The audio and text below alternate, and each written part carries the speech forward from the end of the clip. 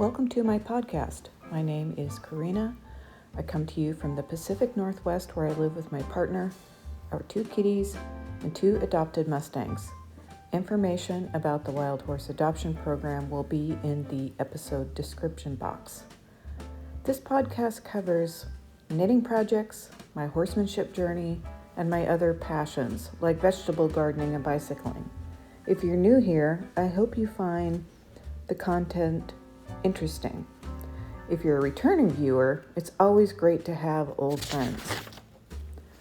The format of this channel typically includes musings on an early walk to the barn to feed the horses, then knitting content, some catch up on the horsemanship journey, and finally more musings or maybe a little bicycling footage if I was lucky enough to get out. Enjoy, and I hope to see you soon.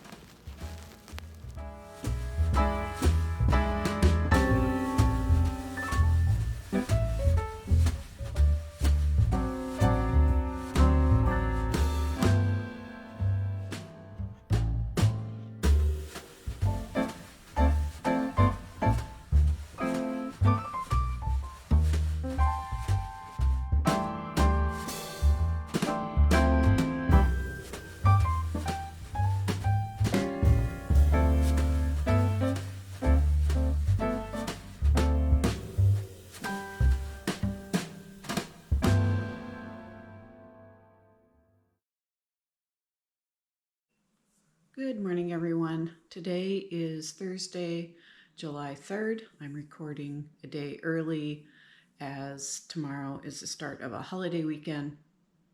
Not that we have any specific plans yet, but we just never know what's going to come up. As you can see, I'm still wearing a sling on my left arm due to the shoulder injury that I had last Saturday. I talked about it quite a bit in my vlog, in my June 2025 vlog. So hopefully you will have seen that and know what's going on. I did see the surgeon. It was Tuesday. And so the next step is an MRI to rule out surgery. I think the good news is that I can actually lift this arm. When I dislocated my right shoulder, I couldn't even lift this arm at all. I am wearing the sling for comfort, and it is definitely more comfortable to have it supported. The reason why we're not walking out to the barn first, like I normally do, is because my morning routine has been trying to wake up my appetite so that I can eat breakfast and then go out and then take some medicine to help with the pain and then walk out to the barn to feed the horses. I have been able to manage the hay bags and the grain and things like that. Randy has been doing the picking in the yard. So the horses are just having some vacation time, which I'm sure is fine with them, while I begin the recovery of this shoulder. Based on the progress that I've had with my right shoulder, I am anticipating December to be fairly functional again and hopefully a lot more mindful when I start riding Odin again, which hopefully is only going to be a couple months. We'll see. Well, let's talk about knitting, shall we? I haven't worked on any of my color work projects. I haven't been knitting that much. I've been off work this week, but things just take longer. I mean, I finally figured out how to dress myself yesterday, but it takes a long time. I don't have any knitted garments on. I'm not even socks. So it's July, it's been very warm, and usually in the morning I start out with a shawl, the Stephen West shawl that I often wear, the Exploration Station, which I'm sure you've seen a number of times. What I have made progress on is this bright axis tee. So let me show you. This is in a bag made by my mom. Very simple drawstring bag made out of this garlic printed fabric, which is apropos since I harvested a bunch of garlic. And when I do go outside, I will show you that. I'm gonna have a little bit of a gardening segment today. So this is the bright axis tee right here. And it's from this book, Knit Happy with Self-Striping Yarn, which has, I'm also working on a color work, the Backlit tee. But like I said, I'm getting to a point where it's just too heavy to work, to manipulate with my left hand. So this book is by Stephanie Lotven, who is also Telly Bean Knits, I think is her designer name. So I'll get my pencil back as its marker, because I do write in my books. That's what I love about owning books. So I think I had just started, let me see if I can hold this up. I'm gonna have to lean forward. So I think I had just started this self-striping part on this, and this is part of the, what is this? This is the back yoke border. And so I've made a fair amount of progress on that. I have quite a bit to go before I start on the front yoke and the front yoke border. So it's an interesting construction. I have never done anything like this. Let me put a stitch marker in. So I have these cute little cows from Scottish Highlanders from an Advent. So I've never constructed anything like this before. So it's a bottom up. You start with a ribbing on some smaller needles, and then you knit in the round stockinette stitch until it's a length, until you start on the yoke. And then it is this, it's stockinette, but it's in the flat, so it's a knit one row and purl one row. And I'm actually showing you the wrong side, apologize for that. So I assume this is a sleeve. I'm not entirely certain about that. And then I think I'm working toward the neckline. This is the Progress Keeper, which if I showed you, well, I probably showed you in the vlog, so I guess that's kind of what matters. This Progress Keeper is also from the same Advent. It's a little macaroon, cute little thing. There we go. So I will move that to where I am now. So it'll be interesting to see how this progress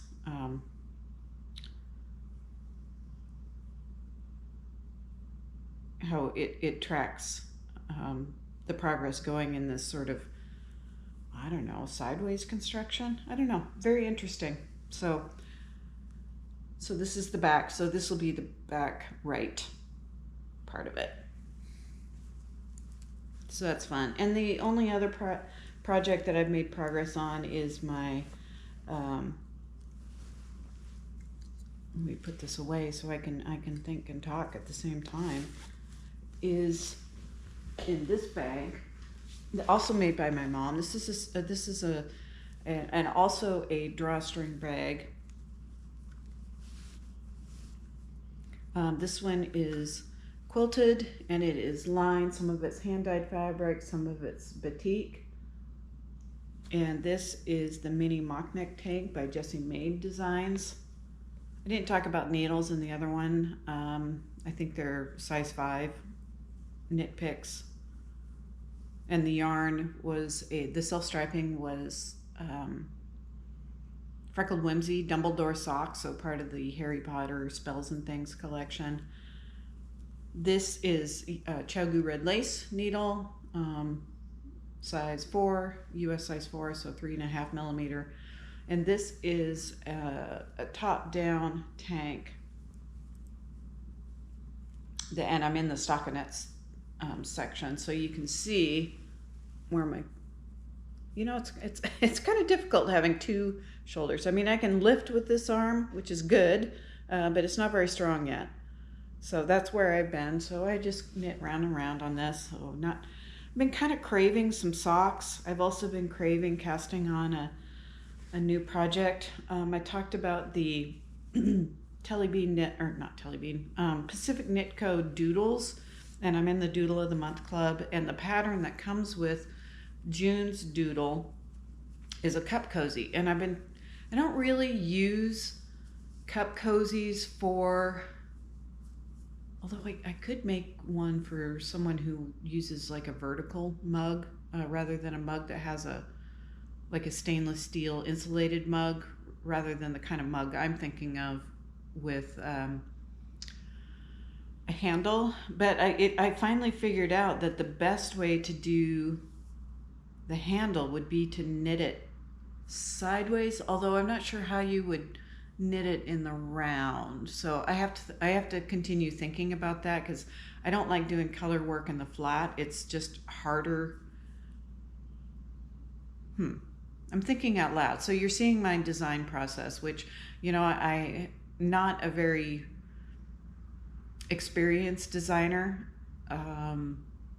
So it takes me a long time to think about it, but this is part of the process, thinking about how it's going to work.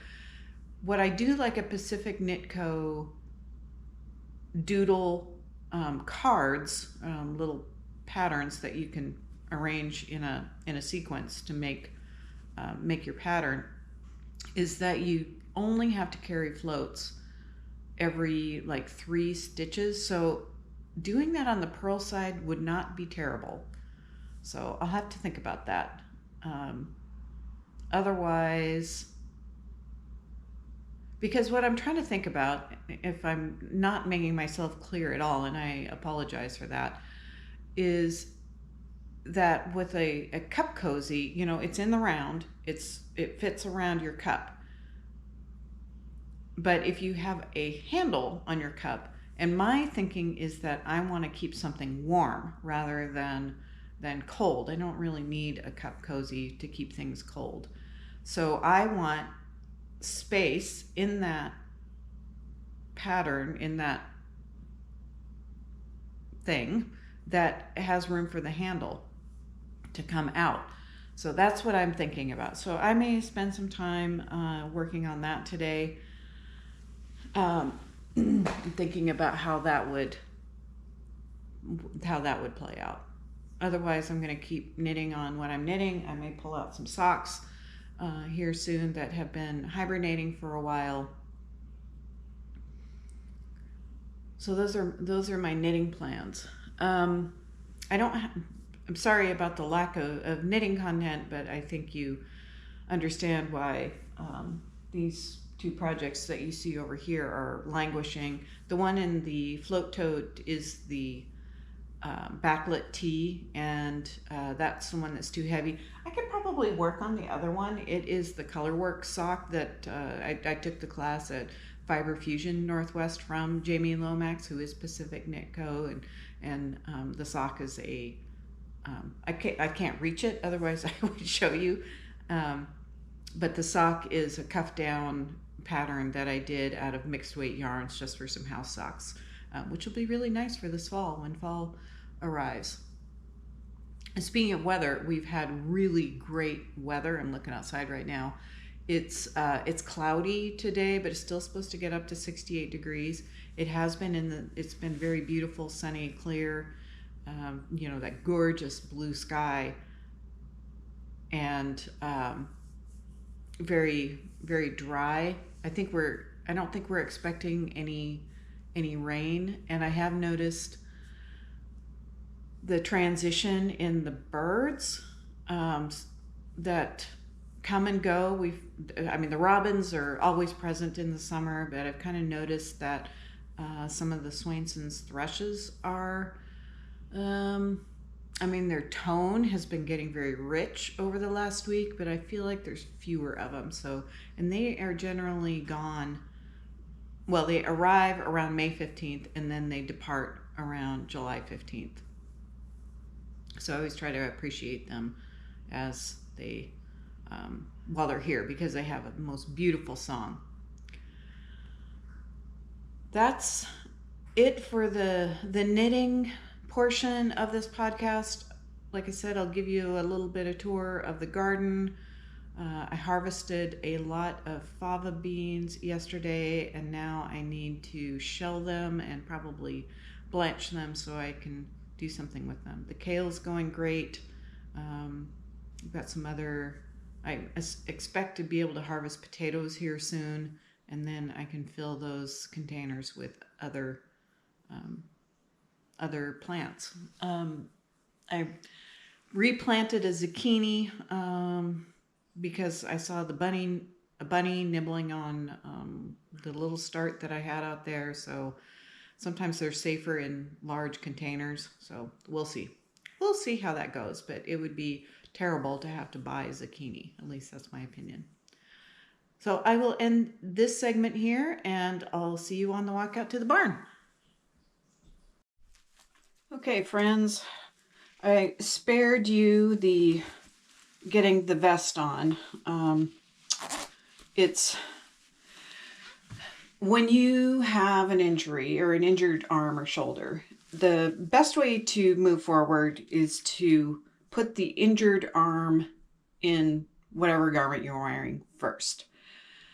Since January, my right shoulder has been injured, and so I got very used to putting my right arm in the shirt or the vest or whatever. Well, now, this is probably good for my brain, quite honestly. Now I have to put my left arm in first. So it's a little bit of thinking, which isn't a terrible thing. So I'm going to hold you with my left hand, the injured one. So you might be a little bit lower than normal. Pick up the bucket with the feed in it.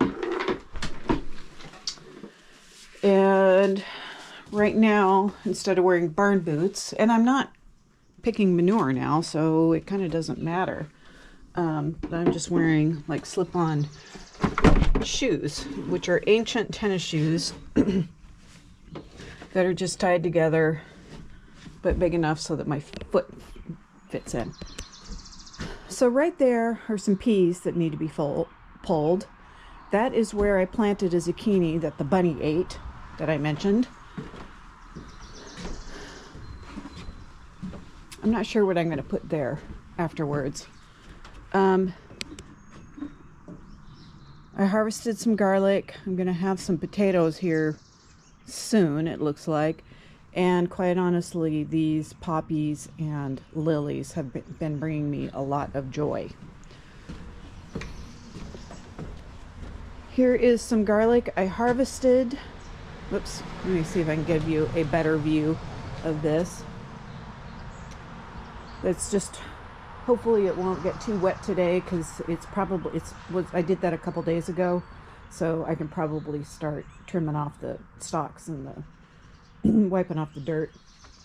Replanted some salad greens in these pots here. There was garlic in the big one.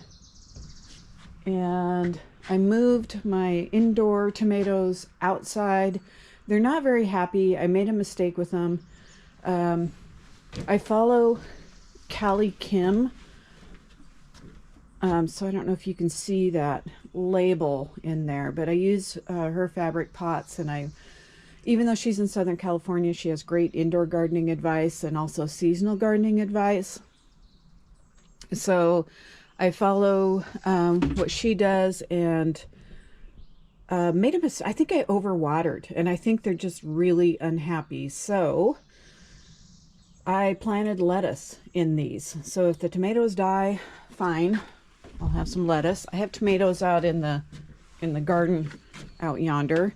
I also, you can start tomatoes by cutting off the suckers and then putting them in water, and they'll root. I just moved these outside, pepper and an artichoke, and I can't remember what that little plant is. It could be also a pepper. But we'll go around to the front. And it's that garden out there where I took all the fava beans out, and I planted a cucumber and a zucchini, so hopefully that will work. And so my calicum kind of mini raised beds that have the mint, the kale, which we have been eating a lot, lettuce, or I can't remember what kind of a green that is, and then a red veined sorrel. I think that's a cabbage. Planted a zucchini in the milk crate, a cucumber in that bigger pot. I think that is a zucchini. I'm not entirely sure. Planted beans. I don't have any beans yet, so hopefully these will work. Some beets that need to go on the ground eventually. Cucumbers that are doing quite well in these pots, and I planted another cucumber back there. These potatoes will need to be harvested soon. And let me see, I have an eggplant, some calendula, which hopefully will attract some pests from it, and then some basil, and I think this is a melon with looks like a stray potato in there. And then I started some determinate tomatoes, some really small ones, my basil that's going to seed. I planted a zucchini in the strawberries that are done, and then these potatoes are going to be ready to harvest soon. I don't know what that thing is that's gone to seed. It looks like a carrot or something, probably overwintered. And then I planted a summer squash in that container there. So that's what's going on there. It's a little bit chilly out, so it's hard for me to get sleeves on right now, so I'm glad to be able to get this vest on. So just out there, I know it'll be hard to see, there's 4 tomatoes, some kale, some of it I let go to seed for the pollinators. There's a lot of rhubarb, and then some chard, and I've harvested some kohlrabi from there too, and they were delicious. Just take a moment to listen to the birds.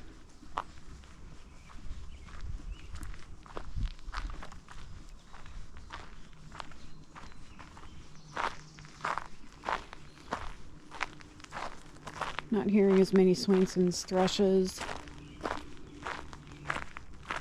robins. I think those are chickadees. Creek is pretty much dry. Hopefully we'll get some. Oh, hello, little chippy. Aren't you cute?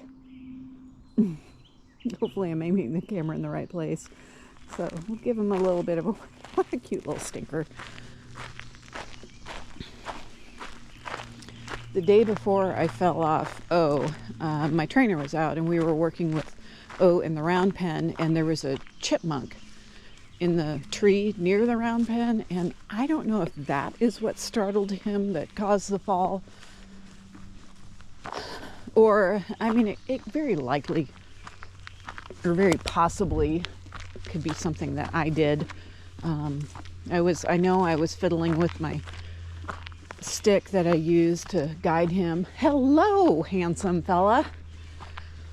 I was also kind of fiddling with my phone, so any one of those things could have contributed. It's just a reminder that as wonderful and as sensible as he is, he's still a horse. Hi, Bragi. Good morning, boys. Glad to see you.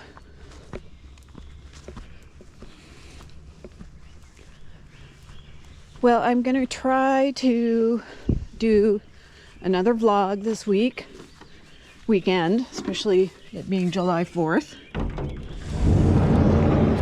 So who knows? Maybe there will be some 11 p.m. footage of people lighting off fireworks in the area. Hope not, but it could be that. Well, I'm going to get to feeding.